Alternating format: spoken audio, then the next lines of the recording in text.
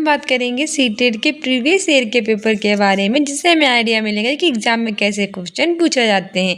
ये हमारा SIS 2 यानी SST का है। इससे पहले मैंने इसके काफ़ी वीडियोस बना रखे, ना देखे हो तो प्लेलिस्ट में जाकर देख लीजिए। ये हमारी SST की पेडागोजी है जो आपके एग्जाम्स के लिए मोस्ट इम्पॉर्टेंट है। अगला क्वेश्चन कह रहा है कि कक्षा में अगर कोई विषय आवेगपूर्ण चर्चा को उत्पन्न करता है तब एक शिक्षक से क्या अपेक्षित है। यानी कि एक क्लासरूम में कोई इसमें ऐसा सब्जेक्ट आ गया है जो आवेगपूर्ण पर चर्चा को उत्पन्न करता है, तो आप शिक्षक से क्या अपेक्षित करेंगे। Any topic leads to heated discussion in a classroom then what is expected from a teacher. Option A है कि शिक्षक को सभी विद्यार्थियों को शांत कराना चाहिए और परिचर्चा को अनिश्चित काल के लिए स्थगित करना चाहिए। Teacher should silence all the students and differ the discussion infinitely. दूसरा कह रहा है कि शिक्षक को ऐसे मामलों पर परिचर्चा परिपक्वता से करानी चाहिए ताकि स्वतंत्र विषयों के साथ दृढ़ रूप से चर्चा की जा सके। Teacher should deal Fairlie with open and discuss such issue.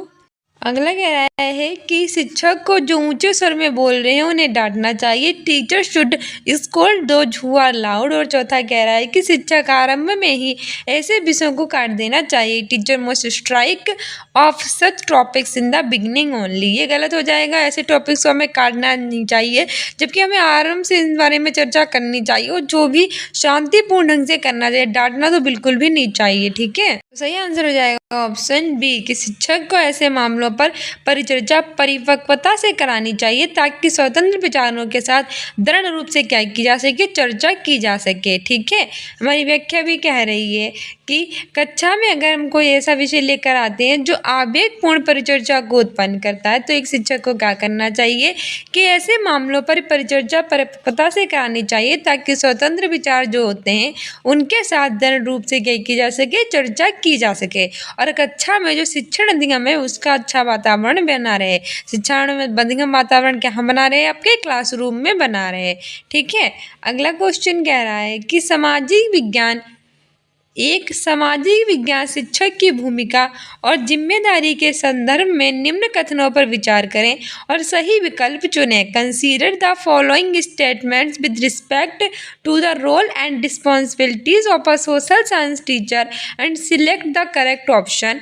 पहला है कि दूसरे विद्यार्थियों का गतिविधियों और परियोजनाओं के साथ मनोरंजन करना चाहिए। She should keep student entertained with activities and projects. दूसरा कह रहा है कि उसे ऐसी शिक्षक होना चाहिए जो समकालीन घटनाओं और मुद्दों के ज्ञान से खुद को सूचित रखती हो।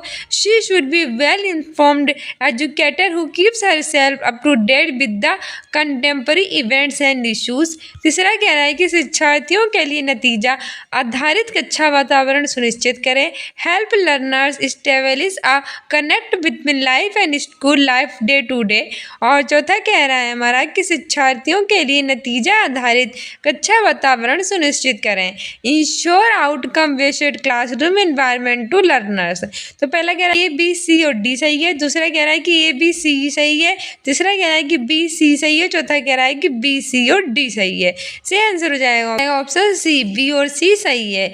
यानी कि शिक्षार्थियों के लिए नतीजा आधारित जो कक्षा का वातावरण है वो सुनिश्चित करें और विद्यार्थियों के लिए नतीजा आधारित कक्षा वातावरण सुनिश्चित करें, ठीक है। हमारी व्याख्या भी कह रही है कि एक सामाजिक विज्ञान के शिक्षक की भूमिका और जिम्मेदारी के रूप में उसे एक ऐसा शिक्षक होना चाहिए कि समकालीन जो घटनाएं और मुद्दे हैं उनके बारे में उन्हें पता होना चाहिए, ठीक है। और साथ ही शिक्षार्थियों को उनके दैनिक जीवन और स्कूली जीवन से क्या होना चाहिए, संबंध स्थापित करने में मदद करनी चाहिए। इसीलिए उपयुक्त सी सही है। अगला क्वेश्चन हमारे कह रहा है कि कक्षा में जेंडर भूमिकाओं पर चर्चा करते समय शिक्षक को निम्न में से किन पर अधिक केंद्रण करना चाहिए। Discussing gender role in the classroom teacher should focus on which of the following point. पहला कह रहा है कि चूंकि घर का कार्य का मूल्य नहीं चुकाया जाता इसीलिए उसे उत्पादक कार्य नहीं माना जाना चाहिए। Household work is not a paid work so it can not be connected as productive work. अगला कह रहा है कि लैंगिकता के मुद्दे सिर्फ महिलाओं और लड़कियों के होते हैं। Gendered issues are about women and girls alone. तीसरा कह रहा है कि दर्शाने के लिए कि समाजीकरण हर जगह एक जैसा नहीं होता है। केस स्टडीज़ का प्रयोग किया जा सकता है। Case studies can be used to show that the process of socialization is not uniform।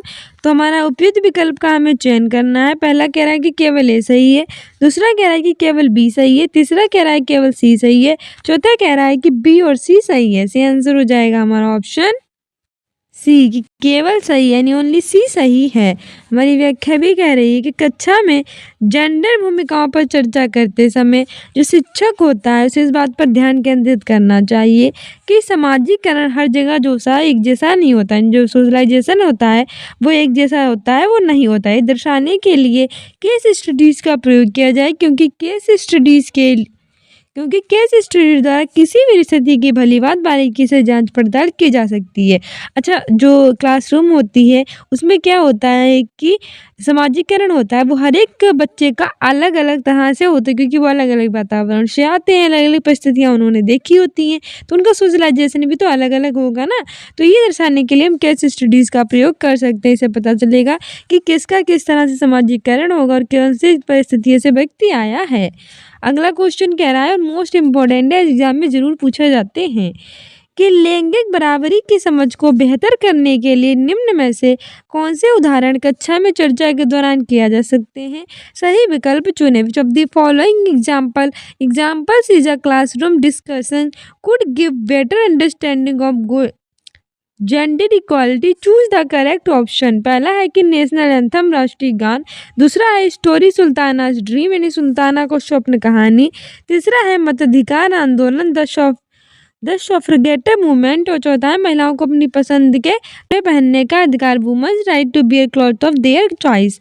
पहला है कि ए बी सी सही है, दूसरा है कि बी सी डी सही है, तीसरा है कि बी सी डी सही है और चौथा कह रहा है हमारा डी सही है। सही आंसर इसमें हमारा हो जाएगा ऑप्शन बी सी और डी सही है। ठीक है, हमारी व्याख्या भी कह रही है कि लैंगिक बराबरी का अर्थ है कि किसी व्यक्ति के लिंग के आधार पर अवसरों, संसाधनों के आवंटन या लाभ और सेवाओं के पहुंच में भेदभाव की अनुपस्थिति है। लैंगिक बराबरी की समझ को बेहतर करने के लिए सुल्ताना का सपना है, सुल्तानाज ड्रीम जो कहानी है, मताधिकार आंदोलन और महिलाओं को अपनी पसंद के कपड़े पहनने का अधिकार, इस प्रकार के उदाहरण कक्षा के दौरान दे सकते हैं जिससे लोगों को पता चले कि लैंगिक बराबरी क्या होती है, यानी कि पुरुष और महिलाएं जो होती है बराबर होती हैं। ठीक है, उसके लिए हम ये सारी चीज़ें कर सकते हैं। अगला क्वेश्चन कह रहा है कि एक सामाजिक विज्ञान की शिक्षिका अपनी कक्षा में भेदभाव के विषय पर चर्चा करना चाहती है। निम्न में से कौन से उदाहरण चर्चा के लिए उपयुक्त होंगे। A social science teacher wanted to discuss discrimination in her class. Which of the following example would be suited for the discussion. Option A है डॉक्टर भीमराव अम्बेडकर के बचपन के अनुभव, doctor Bhimrao Ambedkar childhood experience. Option B है ओम प्रकाश वाल्मीकि की पुस्तक Joothan, Om Prakash Valmiki book Joothan. Option C है भारत का संविधान बनाने की प्रक्रिया, process of making the constitution of India. तो पहला कह रहा है कि ए और बी सही है, दूसरा कह रहा है कि बी और सी सही है, तीसरा कह रहा है कि ए और सी सही है, चौथा कह रहा है कि केवल बी सही है। सही आंसर इसमें हमारा हो जाएगा ऑप्शन ए। ठीक है, ए बी यानी कि डॉक्टर भीमराव अम्बेडकर के बचपन के अनुभव और ओम प्रकाश वाल्मीकि की पुस्तक जूठन। ठीक है, हमारी व्याख्या भी कह रही है कि एक सामाजिक विज्ञान की शिक्षिका यानी सोशल साइंस की जो टीचर है वो अपनी कक्षा में भेदभाव, ठीक है, डिस्क्रिमिनेशन का जो सब्जेक्ट है उस पर चर्चा कर रही है, डिस्कस कर रही है। चर्चा के लिए उपयुक्त उदाहरण दे सकती है कि जो डॉक्टर भीमराव अम्बेडकर है उनके बचपन के अनुभव के बारे में और भारत का जो संविधान है उसे बनाने की जो प्रक्रिया होती है। इस प्रकार जो बच्चे होते हैं वो भेदभाव पर अपनी जो नकारात्मक अवधारणा है उसको विकसित करेंगे और भविष्य में किसी व्यक्ति की पहचान के आधार पर गलत तरीके से व्यवहार करने से बचेंगे और दूसरे के बीच समानता का व्यवहार प्रदान करेंगे। इसलिए उपयुक्त उत्तर है।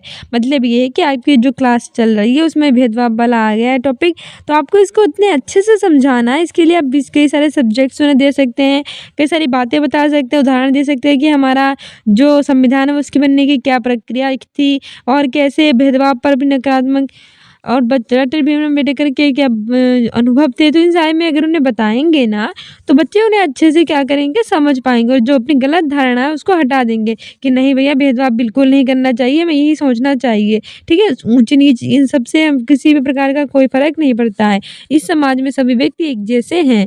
ठीक है, इन सबको बढ़ावा देना चाहिए, तो ये सब बच्चे समझ पाएंगे। अगला क्वेश्चन कह रहा है कि after introducing the concept of discrimination in a middle level social science classroom a teacher wants her student to engage in critical inquiry about discrimination faced by people at lower so which of the following activity should find place in her lesson plan। यानी कि क्या होता है, जो एक question होते हैं बहुत बढ़िया लंबे चौड़े होते हैं लेकिन इनके आंसर थोड़े इजी होते हैं, तो इन्हें अच्छे से पढ़ा कीजिए।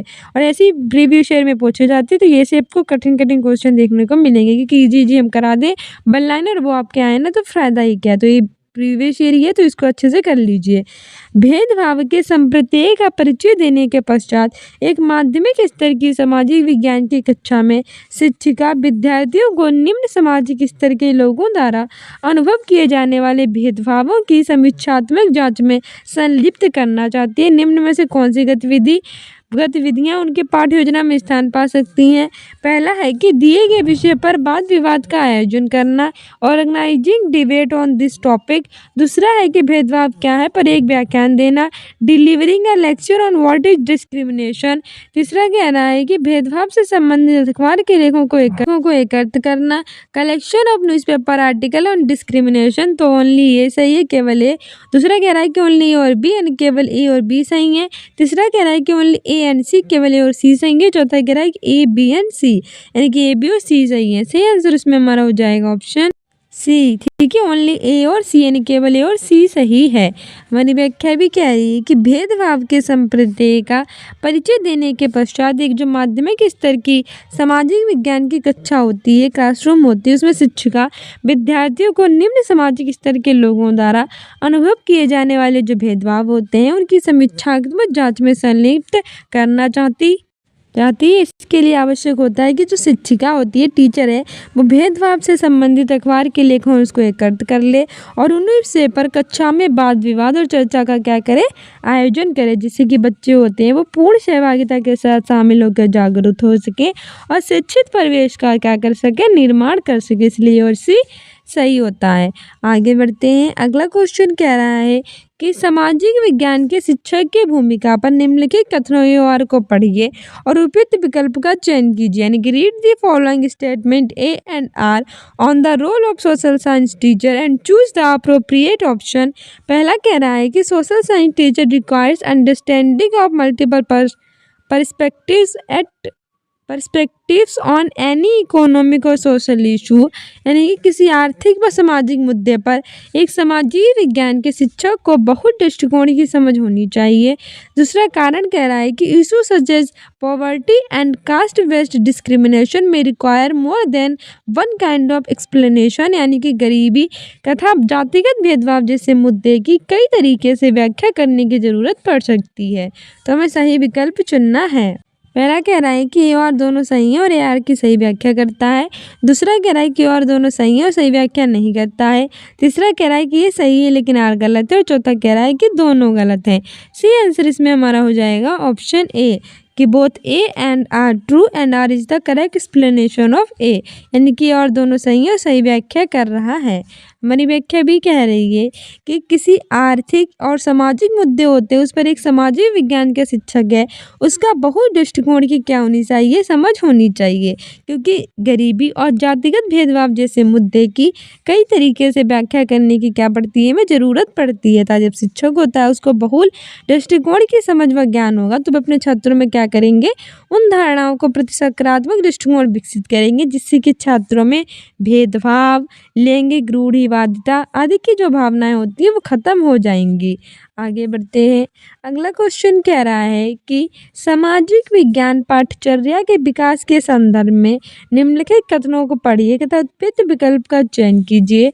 Read the following statement with regard to social science curriculum development and choose the appropriate option. हमारा पहला कथन है कि माध्यमिक मिडिल स्तर के उपरांत विद्यार्थियों को सामाजिक विज्ञान के विषय के अंतर्गत कई अन्य उप विषयों का अध्ययन करने की जरूरत होती है और यह पाठ्यचर्या के भार को बढ़ाता है। कथन है कि सामाजिक विज्ञान में पाठ्यचर्या भार के लिए मुख्य कारण यह है कि जिस तरह से स्कूली बच्चों के लिए सामाजिक विज्ञान पाठ्यक्रम सामग्री का विकास किया गया है वे बोधगम्य नहीं है। तो पहला कह रहा है कि और दोनों सही है, कथा एक ही सही व्याख्या है। दूसरा कह रहा है कि दोनों सही है और सही व्याख्या नहीं है। तीसरा कह रहा है कि ये सही है परंतु आर गलत है। चौथा कह रहा है कि ये गलत है परंतु आर सही है। सही आंसर हो जाएगा option A, both A and R true and R is the correct explanation of A. ठीक है, हमारी व्याख्या भी कह रही है कि माध्यमिक स्तर के उपरांत विद्यार्थियों को सामाजिक विज्ञान के विषय के अंतर्गत कई अन्य उप विषयों को अध्ययन करने की जरूरत होती है और यह पाठ्यचर्या के भार को क्या कर देता है, बढ़ा देता है। क्योंकि सामाजिक विज्ञान में पाठ्यचर्या भार के लिए मुख्य कारण है कि जिस तरह से स्कूली बच्चों के लिए सामाजिक विज्ञान पाठ्यक्रम सामग्री का विकास किया गया है वह बोधगम्य नहीं है। देखा, आप जानते होंगे कि एसएसटी में क्या क्या होती है। एसएसटी में हिस्ट्री होती है, ज्योग्राफी होती है, इकोनॉमी होती है, बहुत सारे सब्जेक्ट एक साथ जो होते हैं वो ले लिए जाते हैं, जो क्या कर देते हैं, उसके भार को बढ़ा देते हैं। जिस तरह से स्कूली बच्चों के लिए सामाजिक विज्ञान पाठ्यक्रम सामग्री का विकास किया गया वो कैसा नहीं है, बोधगम्य नहीं है। क्योंकि ये बहुविषयक उपागम होने के साथ साथ अंतःनुशासिक उपागम भी है, जो लिंग, न्याय, मानवाधिकार, हस्तियों के समूह और अल्पसंख्यकों पर संवेदनशीलता को बढ़ावा दे देता है। इसलिए यार दोनों सही है और सही व्याख्या कर रहा है। अगला क्वेश्चन कह रहा है कि निम्नलिखित में से किसको सामाजिक विज्ञान की कक्षा में द्वितीय स्रोत की तरह माना जा सकता है। Which of the following can be treated as secondary source for a social science class. Option A है कि भुज में भूचाल के समय की फोटो और इसके विवरण, photographs from earthquake in Bhuj and its description. दूसरा कह रहा है कि अकबरनामा पर लेख संपादित अंकलन, edited volume of articles on Akbarnama. तीसरा कह रहा है कि इंदिरा गांधी को लिखे गए जवाहर नेहरू के पत्र, जवाहरलाल नेहरू लेटर्स टू इंदिरा गांधी। और चौथा कह रहा है कि महात्मा गांधी की पुस्तक हिंद स्वराज, महात्मा गांधी बुक हिंद स्वराज। सही आंसर हो जाएगा ऑप्शन बी, अकबरनामा पर लेखों के संपादित संकलन।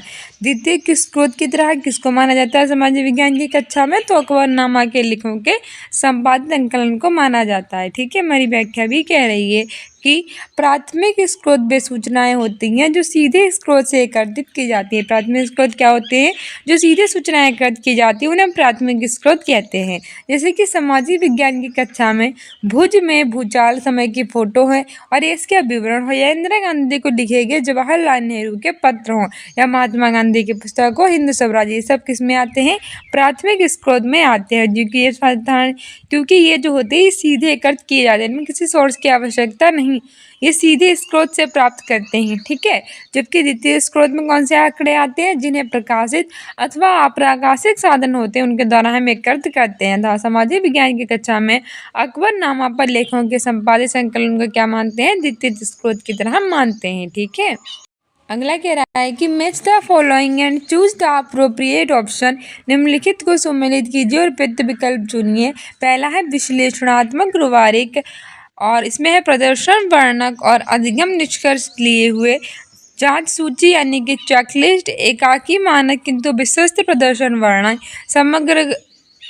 समग्र परक रूबिक, इसमें दोहरे मानक किंतु विस्तृत प्रदर्शन वर्णक। तो पहला कह रहा है कि पहले का पहला सही है, दूसरे का दूसरा सही, तीसरे का तीसरा सही है। दूसरा कह रहा है कि पहले का दूसरा, दूसरे का पहला, तीसरे का तीसरा सही है। तीसरा कह रहा है कि पहले का पहला, दूसरे का तीसरा, तीसरे का दूसरा सही है।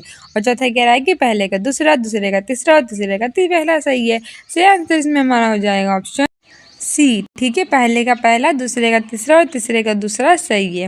हमारी व्याख्या भी कह रही है कि विश्लेषणात्मक रूबारिक इसमें विभिन्न आकलन मानदंडों के अलग अलग और व्यापक रूप से क्या करते हैं, व्याख्या करते हैं।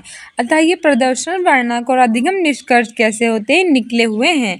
जांच सूची ये दोहरे मानक किंतु विस्तृत प्रदर्शन वर्णक है, जो विद्यार्थी के व्यवहार के अन्य पक्षों के संबंध में मूल्यांकन के एक सरल और प्रभावी साधन होते हैं। इनका उपयोग शिक्षार्थी के प्रयोगात्मक ज्ञान, अभिवृद्ध रुचि, अवधारणाओं तथा मूल्य आदि के संबंध में उपलब्धियों का पता लगाने के उद्देश्य से करते हैं। समग्र पूरक रूबारिक के एकाकी मानक एक किंतु विस्तृत समूह के आकलन मानदंडों को एक साथ वर्गीकृत करके गेट शीर्षक के अंतर्गत रखा जाता है। इसीलिए पहले का पहला, दूसरे का तीसरा और तीसरे का दूसरा सही है। अगला क्वेश्चन कह रहा है कि which of the following question assess the application aspect of cognitive process. निम्नलिखित में से कौन से प्रश्न संज्ञानात्मक प्रक्रिया के अनुप्रयोग पहलू का आकलन करते हैं। पहला है कि 1857 के विद्रोह के क्या कारण थे। What were the reasons for the revolt of 1857। दूसरा है कि आर्थिक गतिविधि और गैर आर्थिक गतिविधियों के बीच एक अंतर लिखिए, उपयुक्त उदाहरण दीजिए। State one difference between economic activities and non economic activities, give suitable example. तीसरा कह रहा है कि प्रत्यक्ष कर क्या है, उदाहरण दीजिए। What are the direct tax, give example. चौथा कह रहा है कि दक्षिणी एशिया में कई देशों में शासन के संघीय तंत्र नहीं है, व्याख्या कीजिए। Many nations in South Asia are not federal system of government, explains. पहला सही है कि ए बी और सी सही है। दूसरा है कि बी सी और डी सही है। तीसरा है कि ए सी और डी सही है। चौथा कह रहा है कि ए बी डी सही है। सही आंसर इसमें हमारा हो जाएगा ऑप्शन बी सही हो जाएगा। बी सी और डी सही है। ठीक है, हमारी व्याख्या भी कह रही है कि आर्थिक गतिविधियों और गैर आर्थिक गतिविधियों के बीच अंतर लिखिए और उपयुक्त उदाहरण दीजिए। वो है कि प्रत्यक्ष कर क्या है, इसका उदाहरण दीजिए। और दक्षिण एशिया में कई देशों में शासन के संघीय तंत्र नहीं है, व्याख्या कीजिए। ये सभी प्रश्न संज्ञानात्मक प्रक्रिया के अनुप्रयोग पहलू का आकलन करते हैं, क्योंकि ये पहलू नई और विभिन्न स्थितियों में सूचना के उपयोग की प्रक्रिया को क्या करते हैं, संदर्भित करते हैं। था बी सी और डी है। आगे हमारा अगला क्वेश्चन कह रहा है कि निम्नलिखित में से कौन से प्रश्न विद्यार्थियों के केवल तथ्यात्मक ज्ञान का आकलन करते हैं। पहला है कि जलवायु और मौसम की परिभाषा दीजिए। भारत में मुख्य मौसम कौन से हैं। Defined climate and season, what are the season and what are the main seasons in India. दूसरा कह रहा है कि आज के समय में और महाजनपदों के समय में गांव की व्यवस्था करने में 3 अंतर दीजिए। Give 3 differences between the way villages are managed today and time of महाजनपद्स। तीसरा कह रहा है वनस्पति जगत और प्राणी जगत की उपस्थिति खाद्य के निर्माण पर किस प्रकार प्रभाव डालती है। How presence of flora and fauna affected the formation of humans. चौथा कह रहा है कि लोगों के संसाधन के रूप में व्यक्त करने से आप क्या समझते हैं। What do you understand by the people as a resource.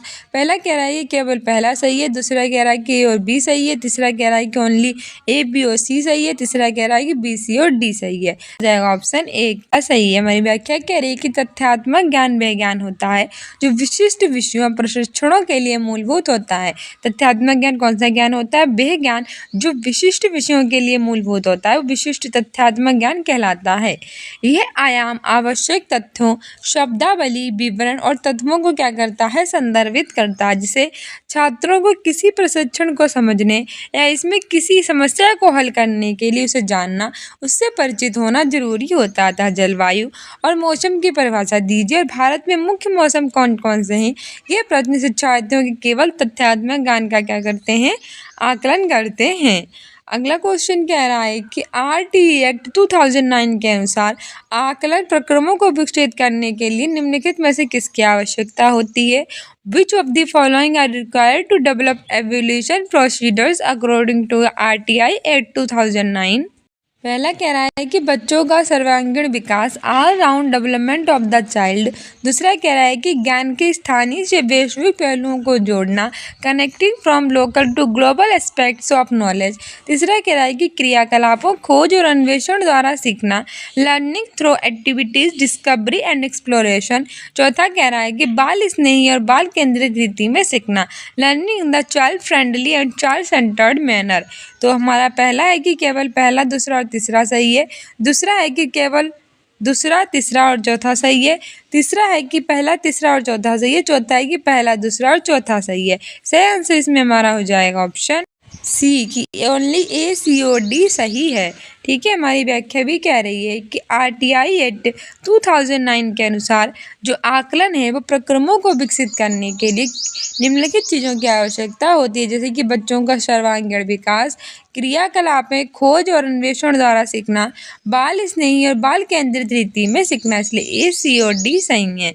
ठीक है, अगला क्वेश्चन कह रहा है कि विद्यार्थियों में आकलन निम्नलिखित कारणों से किया जाता है, उपयुक्त विकल्प का चयन कीजिए। Assessment is done in schools for the following reasons, choose the appropriate option. पहला है कि विद्यार्थियों को उनकी अधिगम संबंधी उपलब्धियों को प्रमाणित करने के लिए certifying student of their learning achievements. दूसरा कह रहा है कि विद्यार्थियों द्वारा जिन अधिगम संबंधी कठिनाइयों का सामना किया गया है उनको समझने के लिए understanding the learning difficulties faced by the students. Option C कह रहा है कि शिक्षकों को विद्यालय के प्रति उत्तरदायी बनाने के लिए to make teachers accountable to the school. और चौथा कह रहा है कि अधिगम संबंधी कठिनाइयों से उभरने के लिए तरीकों और साधनों का पता करने के लिए to find out the best and means to overcome the learning difficulties. पहला कह रहा है कि केवल पहला सही है, दूसरा कह रहा है कि ए और सी सही है, तीसरा कह रहा है कि ओनली ए बी डी सही है और चौथा कह रहा है कि ओनली सी सही है। सही आंसर हो जाएगा ऑप्शन सी कि ए बी और डी सही हैं। हमारी व्याख्या भी कह रही है कि जो विद्यार्थी होते हैं उनमें आकलन के कई कारण होते हैं, जैसे कि विद्यार्थियों को उनकी अधिगम संबंधी जो उपलब्धि हैं उनको प्रमाणित करने के लिए, विद्यार्थियों द्वारा जिन अधिगम संबंधी कठिनाइयों का सामना किया जाता है उनको समझने के लिए, अधिगम संबंधी कठिनाइयों से उभरने के तरीकों और साधने होते हैं उनका पता लगाने के लिए, बच्चों के अध्ययन में रुचि को विकसित करने के लिए प्रेरित करने हेतु शिक्षण अधिगम की प्रक्रिया होती है उसको बढ़ावा देने के लिए, ताकि छात्रों के अधिगम का लाभ है वो उठाया जा सके। इसलिए ये बी डी सही है।